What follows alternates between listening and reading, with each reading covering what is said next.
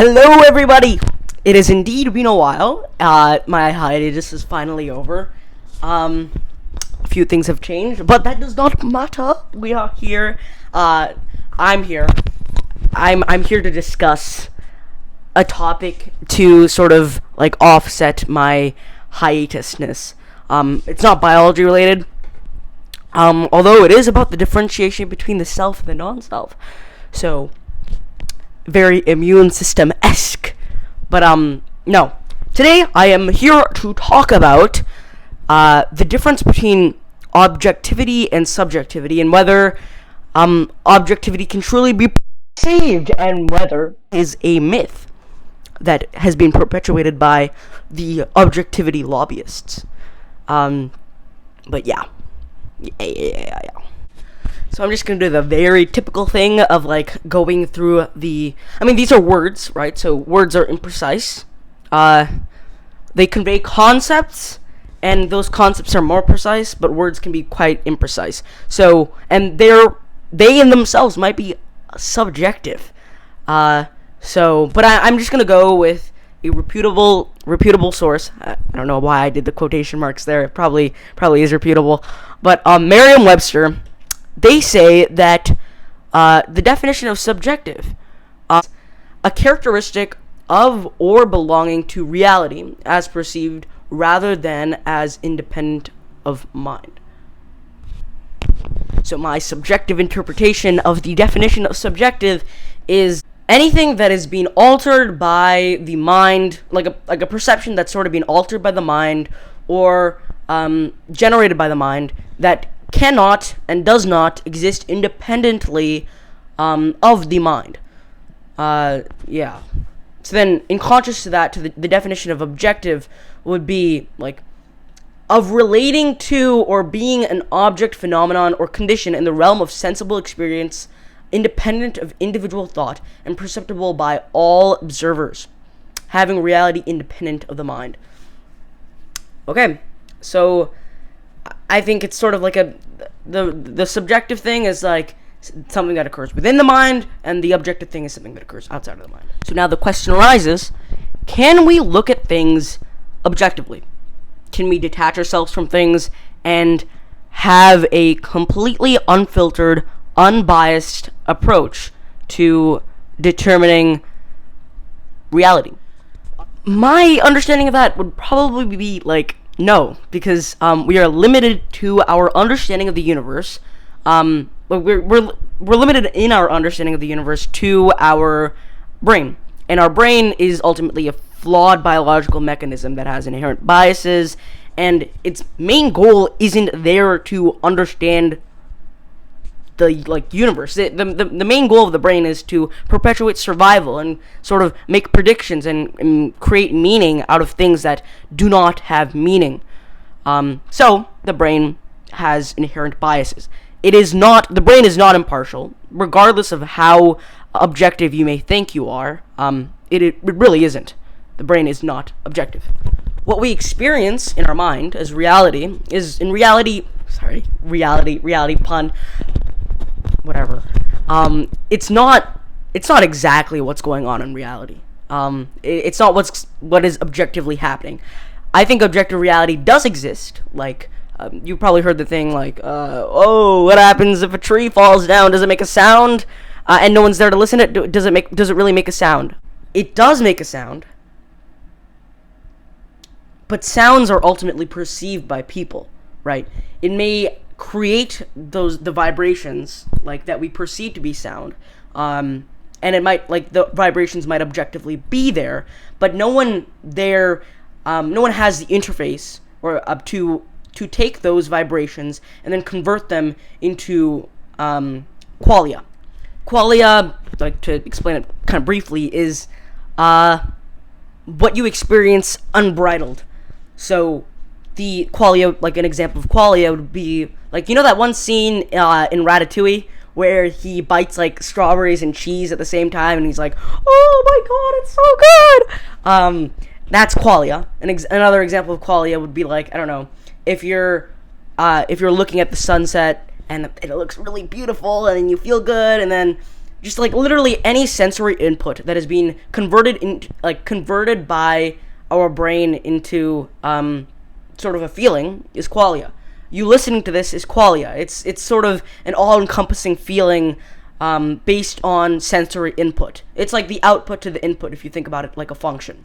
I believe that nothing we experience, like if we perceive anything, it can't be, and it's demonstrated like to our qualia. Like if our consciousness and our brain can take information, take like sensory input, and it's being converted into something, it's no longer being objective. Like objectivity is something that exists without perception, but if something is being perceived and processed in your brain, it is no longer objective, it's subjective, and it's a feeling of qualia.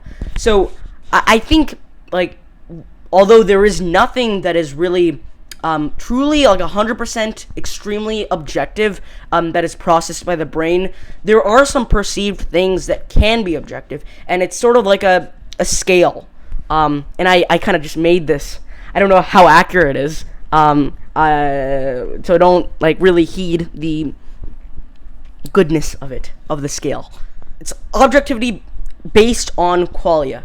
So then it's a scale from 1 to 5, and on the less objective, 1 would be like less objective, and 5 would be more objective. So on the less objective side, like 1 would be like pure consciousness, no stimulus. This is really cool. It's like brain in a vat type situation. There's no stimulus whatsoever.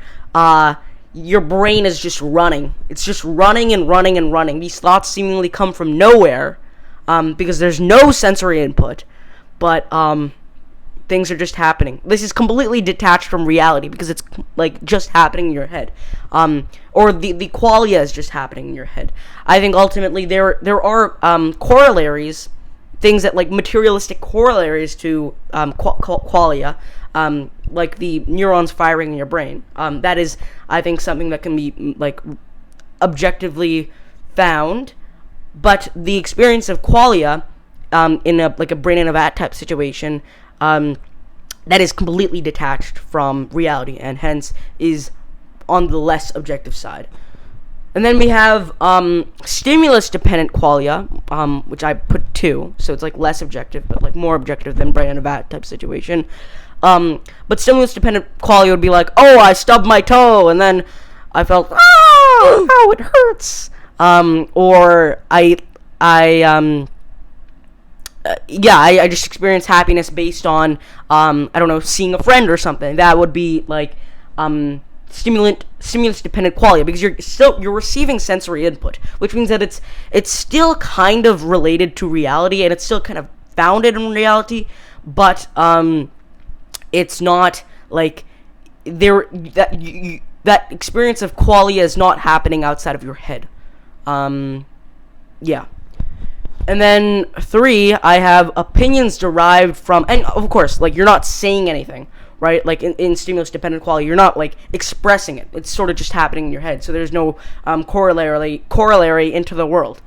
Whereas opinions derived from stimulus-dependent qualia, which I put as number 3, so that's like, yummy burger! This burger is yummy! I'm gonna give it a 5 out of 5. Or this escargot is yucky! I'm gonna give it a 2 out of 10, or whatever. You're expressing those opinions into reality, and then they sort of become more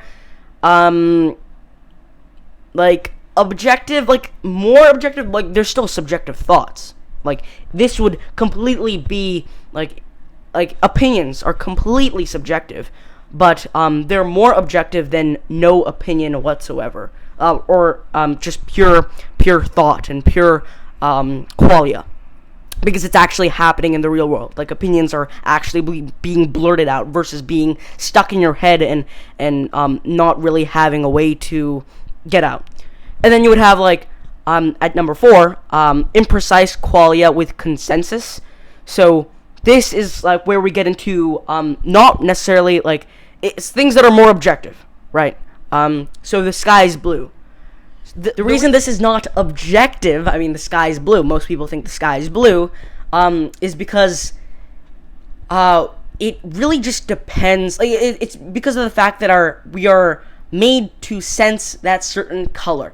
Like, what if there was more nuance to it? Then that would be something different. Like, there is no, we're not calculating the wavelength of the light that's being emitted or being reflected from the sky. We are merely stating that it's a blue. It's imprecise, and there's a lot of variation to it. Similarly, Antarctica is a cold place. I think most people would agree with that, although climate change, but it's still imprecise. Like, versus saying it's like 200 and, no, it's probably not, like, maybe it's like 250 Kelvin, right? At that point, like, yeah, that's more precise.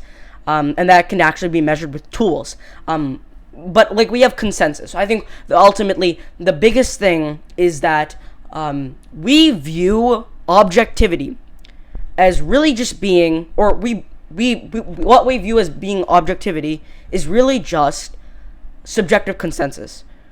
We see it and we feel it, and it's being reflected in our qualia. And because we all experience the same things in our qualia, we believe it to be true because other people believe it to be true. For example, the sky is blue. Like, imagine if we were all like, I don't know, like a certain type of shrimp, right? Like, we were a certain type of shrimp in the sea that could actually see a wider array or a shorter array of colors. Maybe not even visible light spectrum colors, but infrared or UV. At that point, and we were like a society of these shrimps, right? Our consensus would be that, like, what we currently perceive as blue would be completely different to them, right? This is imprecise. The blue thing is imprecise. Similar, and it's a similar situation when it comes to the Antarctica cold situation. And then finally, what we truly believe as being objective, like, that would be like, but it's still not objective. I think purely because, like, for example, light speed being 299,792,458 meters a second. That is something that most people would consider objective, but in reality, it's just subjective consensus.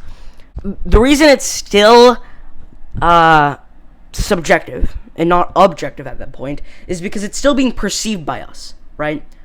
We are still experiencing we're experiencing okay, how do you calculate light speed? It's usually calculated by a tool, or like a measurement tool.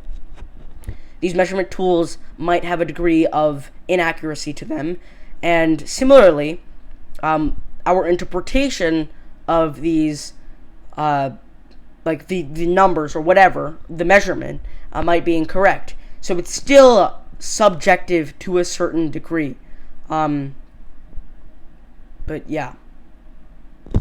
Anyway, my whole shtick is we can't really perceive objectivity because we have qualia, and qualia, like, distorts reality with inherent biases and motives, consciousness or unconscious.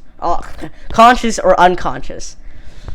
Our conscious experience is, like, really just like a facsimile of reality, and it's not reality itself. So we should be cautious, and our brains trick ourselves a lot. So yeah. Oh yeah. One more thing. We're all biased observers, so what we perceive to be objectivity is really just subjective consensus. Ow!